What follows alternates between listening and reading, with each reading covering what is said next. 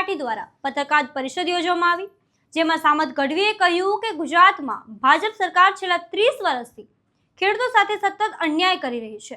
લાખો કરોડોના બજેટમાં ભાજપ સરકાર પાસે ગુજરાતના ખેડૂતો માટે કંઈ ખાસ છે જ નહીં। નમસ્કાર, હું છું મમલ। સામત ગઢવીએ આવા અનેકો પ્રહારો કર્યા છે, તો આવો સાંભળીએ તેઓએ વધુમાં શું કહ્યું છે। છેલ્લા 30 વર્ષથી આ ગુજરાતમાં ભાજપની સરકાર છે અને એમને ખેડૂતોનું ખૂબ શોષણ કર્યું છે। ખેડૂતોના જીવનમાં સૌથી પહેલી જરૂરિયાત જ્યારે પણ વરસાદ આવે એટલે બિયારણ, તો યોગ્ય પ્રમાણમાં સારી ગુણવત્તાવાળું બિયારણ નથી મળતું। આ ઉપરાંત વાવ્યા પછી ખાતરની જરૂર પડે છે। ખાતર માટે ખેડૂતો આખા ગુજરાતમાં જ્યારે જોઈએ ત્યારે લાઇનમાં ઊભા હોય છે, રઝળતા હોય છે। યોગ્ય પ્રમાણમાં સારી ગુણવત્તાવાળી જંતુનાશક દવાઓ નથી મળતી। આ ઉપરાંત આજે 30 વર્ષના ભાજપના શાસનના અંતે ગુજરાતમાં સિંચાઈનું પૂરતું પાણી નથી મળતું।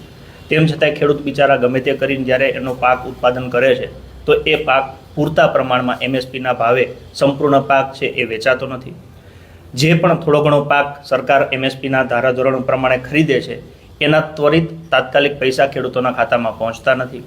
કદાચ કોઈ દુષ્કાળની પરિસ્થિતિ હોય અથવા તો માવઠાની પરિસ્થિતિ હોય તો એમાં જે સહાય મળવી જોઈએ એ યોગ્ય અને પૂરતા પ્રમાણમાં મળતી નથી। મળે છે તો એનું વળતર પણ યોગ્ય સમયે મળતું નથી। આમ ગુજરાતના ખેડૂતો છેલ્લા 30 વર્ષથી ભાજપને જે ભ્રષ્ટ શાસન છે એના ભરડામાં પીસાય છે। એની સામે એક નીતિવાન સરકાર હોય, ખેડૂતોના હિતની સરકાર હોય તો શું થઈ શકે એ છેલ્લા 4 વર્ષમાં પંજાબની ખેડૂતો અને પંજાબની જનતાએ જોયું છે। 2022માં આમ આદમી પાર્ટીની સરકાર બની પંજાબમાં, તો પંજાબમાં ખેડૂતો માટે સિંચાઈનું જે પાણી છે એ પૂરતું કરવાની પૂરેપૂરી કોશિશ ચાલે છે। 23%માંથી અત્યારે સિંચાઈનો 67% વિસ્તાર આવરી લીધેલો છે।